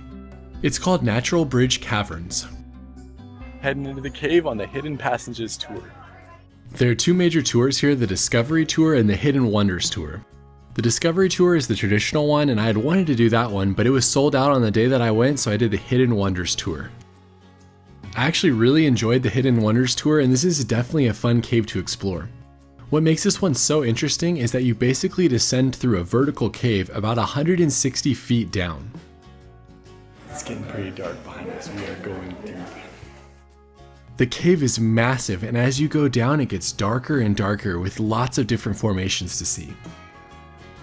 When we reached the bottom, the tour ended for us with a large walkway that we could go out on and look down into the cave. They're still working on this tour, and you'll eventually continue to go through and then back up the other side, but we had to go out the way we came. That bridge down there was the end of the tour. We're 185 stairs down, so way deep in the cave, and now we have to climb all the way back out. If you have the chance, this is definitely a good cave to explore, and let me know how the discovery tour is if you do it in the comments. We're heading on a couple stops before we get to a unique place we're gonna stay tonight. Pops and I are going to the world's largest Buc-ee's right now. A true Texas experience. Look at the parking for this place. This is like parking at a rock concert or something. It didn't feel right to not have a second Buc-ee's experience on our trip to Texas, plus this wasn't a holiday weekend, so we figured it'd be a lot better. All right, so we got a sample of Buc-ee's brisket because we figured we had to do a full barbecue review, and Buc-ee's had to be a part of it. The folks were so kind here, allowing us just to take a bite to taste it. So here we go. It's actually pretty darn good. It's actually really pretty good. They say they usually put the sauce on it, but Goldie's level? no. But I would not turn this down in California. I'll tell you what. Successful Buc-ee's experience. I spent more money than I was anticipating, got lots of snacks, got matching swimsuits for the twins, heading on.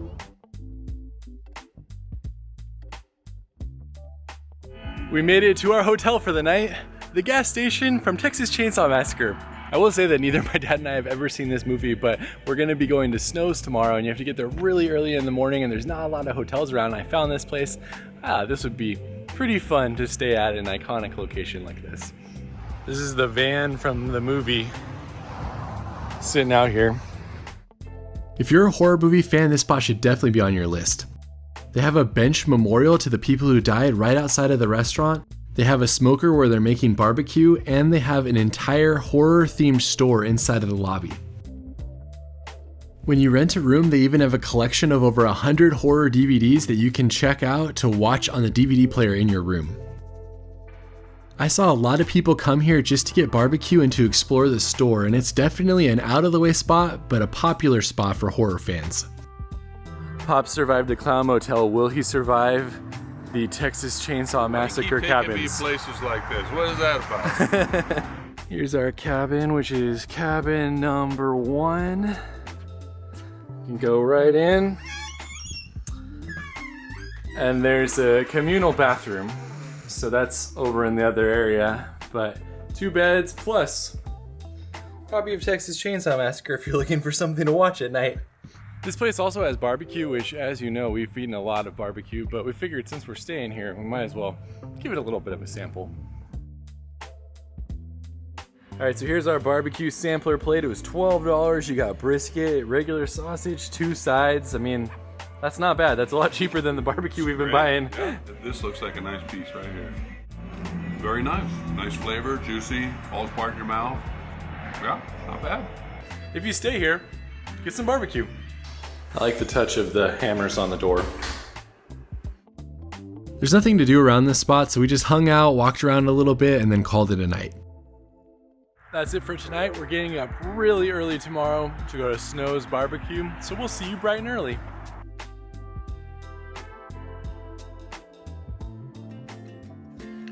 Good morning. It's 3:30 and 56 degrees outside, and we're going to get in line for our barbecue. Here you go. Also, there's a meat hook from Texas Chainsaw Massacre as you're walking to the bathroom at 3:30 in the morning. From our hotel is about a 30-minute drive to Lexington and Snow's barbecue. Got here at 4:30. There's probably 40 people or so ahead of us, and the first person got here at 11:45 p.m. last night. I never thought I'd get to a barbecue place this early and wait this long, but Snow's Barbecue was featured on Netflix Chef's Table, and it became an international sensation overnight. It's only open 1 day a week on Saturdays, and it's basically a rite of passage for anyone wanting to try the best Texas barbecue. For the first hour and a half, this wasn't a very fun line as everybody's pretty much just sleeping or watching the pitmasters at work. I will say that the people working here were awesome, and it was fun to just talk barbecue with them. It's about 7 o'clock right now. It opens in an hour. We're number 30 and 31. There's probably 200 people behind us now. If I were you, I would come before 5:30. Between 5 and 5:30 is when most of the people started showing up. Then another huge group at 6:30 to 7. Right around 7 o'clock is when it started to get fun. They opened up the shop so you could buy merch, started giving out drinks, and even had raffles for front of the line passes and lots of other stuff. Heck yes, we won the raffle. Koozie, sticker, or seasoning. I thought I only got one, but I got 3. I got everything. 7:30 and the line is moving. We are not that far from the front. Close, yeah. While getting there early was kind of rough, we were really close to the front of the line and it didn't take us too long to get inside. All right, we made it to the front of the line. Hands on the door, front of the line, baby. 8 o'clock. 8 o'clock's not bad. Not bad at all. Not even supposed to open all these. Eventually it was our time to go in, and this is just a small unassuming shop which makes it so interesting with how iconic this place has become. We grabbed a little bit of everything and made our way back outside to dig in. Also note that the chicken is the thing that sells out the quickest, so if you want to try one of their most famous items, get the chicken.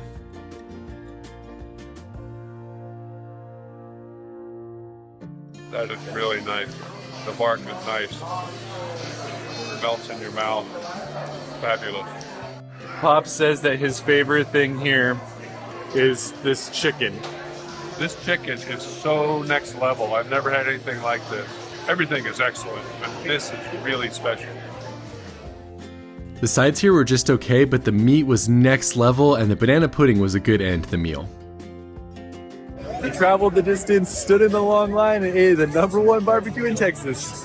Snows. Look at the barbecue we saw as we are going out from Snows. It's Pop's barbecue. How could you skip Pop's barbecue? We should have been waiting in line for that one instead. You know, maybe we'll be the ones who discover it and it'll be on the top 10 in the future. Yeah.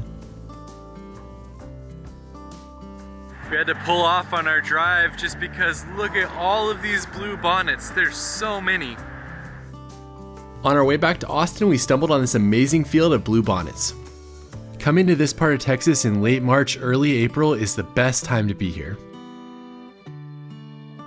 What's better to do after barbecue and a nap than play some mini golf? What ball color are you going with? Gotta go yellow. I'm gonna do green.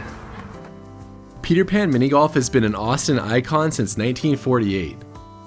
Known for their famous statues that grace all of the different holes, it's a blast for families and for people just looking to compete. My dad and I love having friendly competitions, but luckily for me, he's not very good at mini golf. Like, what are you doing over there?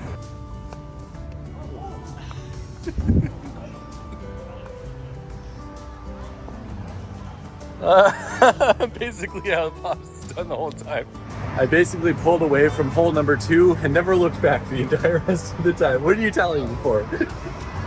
So mini golf is not Pop's strong suit. On to the next spot. There was no bet, that's why. What's the point of being concentrating if there's no bet? Next up, we're at the Texas State History Museum because my dad loves Texas history. When you arrive at the Bullock Texas State History Museum, the first thing you'll see is the large 35-foot bronze star right outside. After paying the fee and heading inside, you'll find a pretty extensive collection of Texas history. This museum states that it's dedicated to interpreting the continually unfolding story of Texas. I would say that's a great way to describe it, and I found that there's hours worth of stuff to see here, especially if you're a history buff. My dad and I spent the most time in the Texas Revolution section as we got to learn more about the Alamo and the place we stayed in Goliad. I would say this is a great museum for families with older children as the exhibits are pretty engaging and interactive. Plus there's lots of interesting things to learn about such as Texas ranching history and even Austin city limits. We've had a pretty long day already with our early start for barbecue, but we wanted to see the LBJ Presidential Museum before we stop for today. Whenever my dad and I travel, if we're near a presidential library, we try to go in and see it. This is the 3rd or 4th that we've been to on our journeys, and this was definitely an interesting one and well worth the visit when you're in Austin. I knew basically nothing about LBJ before I came here, so I appreciated being able to learn a lot more about the man and his presidency. A few of the highlights for me were the massive archives area, which takes up about 4 or 5 floors in the museum, and the replica of the Oval Office. While most of the presidential libraries have replicas like this, it's interesting to be able to see the different ways the Oval Office was decorated and designed during the presidency. There's also a replica of Lady Bird's office, and it was cool to learn more about her as I've experienced some of the places named after her, like the Lady Bird Johnson Grove in California. If you're interested in history, it's well worth setting some time aside to explore this spot in Austin. How was the LBJ library? Interesting. I learned a lot. Even though I was a little kid then, I didn't remember any of that stuff, other than getting under the desk for the nuclear bomb drills. Yeah, very interesting. I'd recommend it. That was actually a long, fun day, and if you want to see more Austin stuff, I actually have a lot of recommendations that you can see up here or in the description. But that's it for today. We'll see you tomorrow for our last day on this road trip. This is our last morning in Texas, and we're heading to Waco as there's a few things that I've wanted to do there, like the Dr. Pepper Museum and seeing the mammoth dig that they have there. And then we're gonna do one more famous thing in Austin tonight to end the video. The other reason I really wanted to go to Waco is that Pops is a huge fan of Magnolia Market. I might drop him off and go do the other sites so he can have as much time as possible. Yeah, pick up another suitcase for me, will you?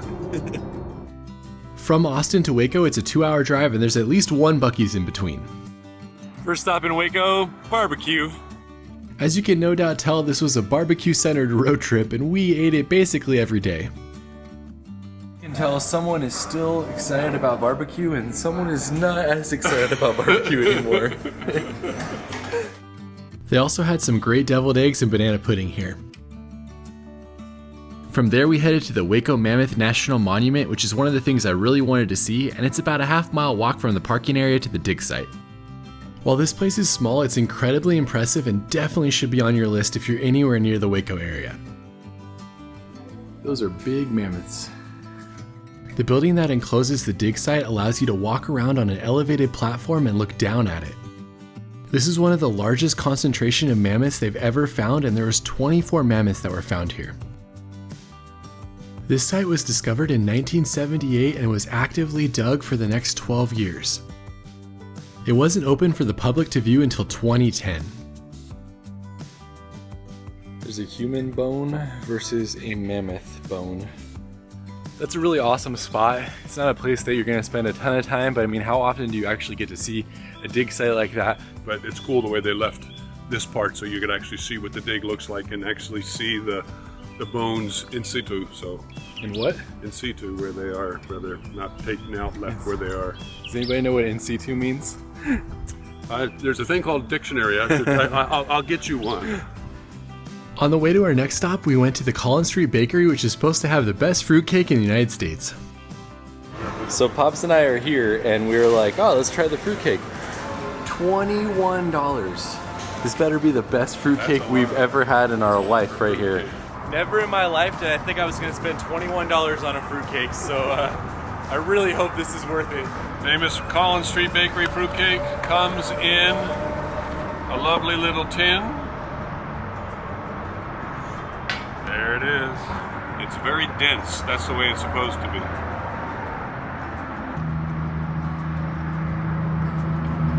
It's good. It's the way it's supposed to be. It's very thick and heavy with the fruit. So is it worth $21? If you like fruitcake, it definitely is. All my life I've heard that like fruitcake is disgusting and that you should never eat it. So it feels really funny that I'm having this experience, but I don't know. It's pretty strange. I think they did a good job. It's not for me. Pops is digging in and going for round 2 though. Number 2. Apparently he's gonna be taking this home with him. Definitely not hating on that experience. It's a fun spot and they have a lot of good looking pastries and other cakes, but fruitcake's just not for me. Next up was the Texas Ranger Hall of Fame and Museum. If you didn't know, my dad basically wishes he was a cowboy and loves all sorts of cowboy related history, so he was very excited to walk through this museum. There's lots of exhibits here on history and influential Rangers, as well as how the Rangers were displayed in pop culture. Among other things, of course. The Ranger Museum was great. It's so important. It's like an important part of Texas history. The Texas Rangers are iconic when you think about the taming of the West and westward movement. So it's so cool to have a museum here about that. From there, it was over to the most popular tourist attraction in all of Waco, Magnolia Market. Alright, I'm not gonna lie, I have no idea what this show is or anything, but I know this place is really popular, so we wanted to see it, and it's got a cool vibe. This is a Monday though, and it's crazy busy, so I can't imagine how it is on a weekend. We were told the top thing to do here is to go to the bakery, and the line was about 30 minutes long, so my dad waited in it while I explored. This spot is 2 city blocks with lots of different food trucks and shops all along the property. The main highlight though are the 2 120-foot tall silos right in the middle. Honestly, this is an amazing place to hang out with the family with lots of food options, a full baseball field, and just a great place for kids to run around and play. The Magnolia Market store is the one that everybody seemed to be going in, and it was pretty cool with lots of home decor, but it was definitely a lot smaller than I anticipated. I'm 100% not the target audience for this place, but I can still appreciate it. It's pretty cool. Eventually, Pops made it to the front of the line, and I headed back to the bakery to find some baked goods. We got 2 of the most popular cupcakes and a cookie to try.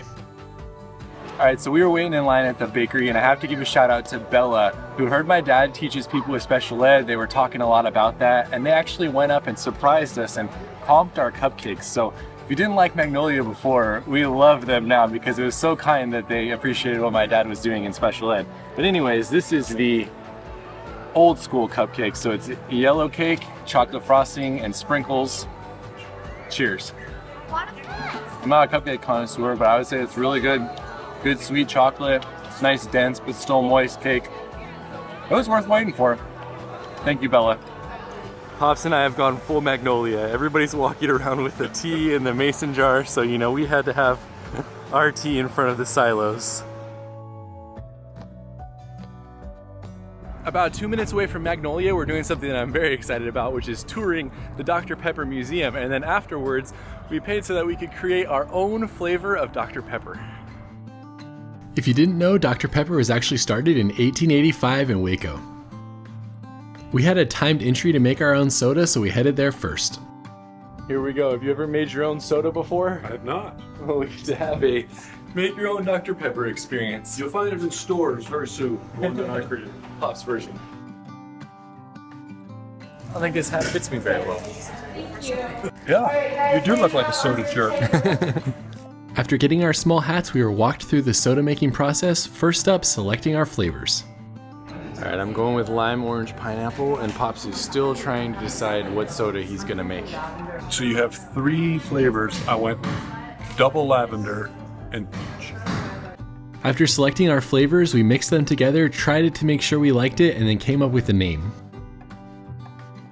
Texas water. Waco Prairie Dew. That's not bad, not bad. Last up, we got carbonated water, poured in our flavors, and mixed it around. Texas water is ready to be bottled. Where'd that Texas water come from? It's yellow.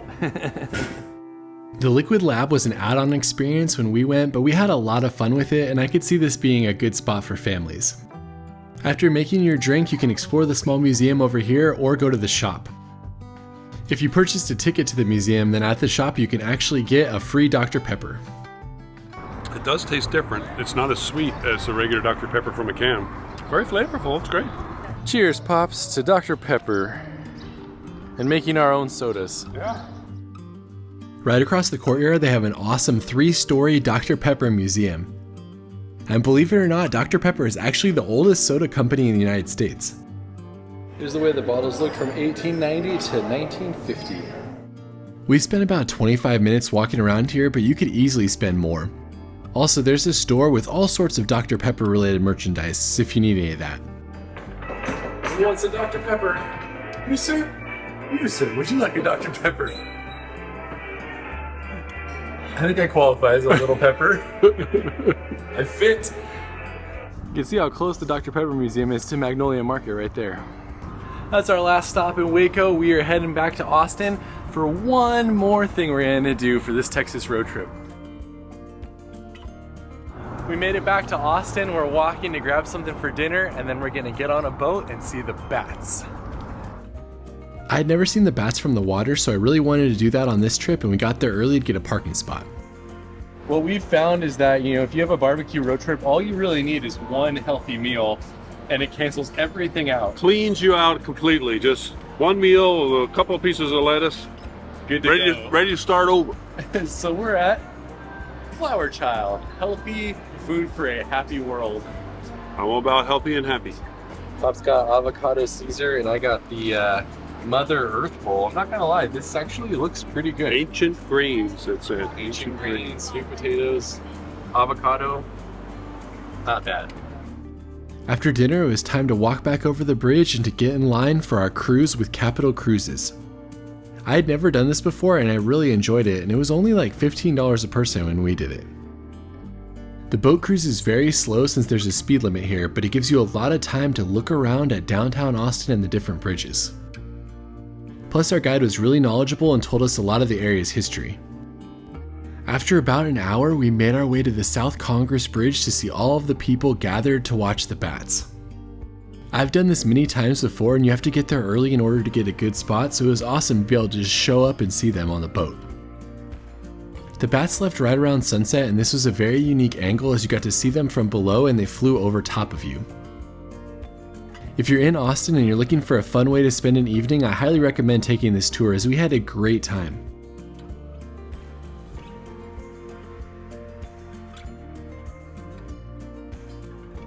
And with that, our epic Texas road trip is over. I would say that was a pretty good one. What do you think, Pops? I love Texas. We took a deep dive into the food. I love the culture. And of course, it's just beautiful here. Thanks so much for coming along with us, and we will see you on the next one. Thanks to all of our patrons for supporting our journey, and thanks to all of you for watching this video. Up next, we're heading back to Alaska to drive the Alaska Highway and to do a lot of other adventures, so keep subscribed for that.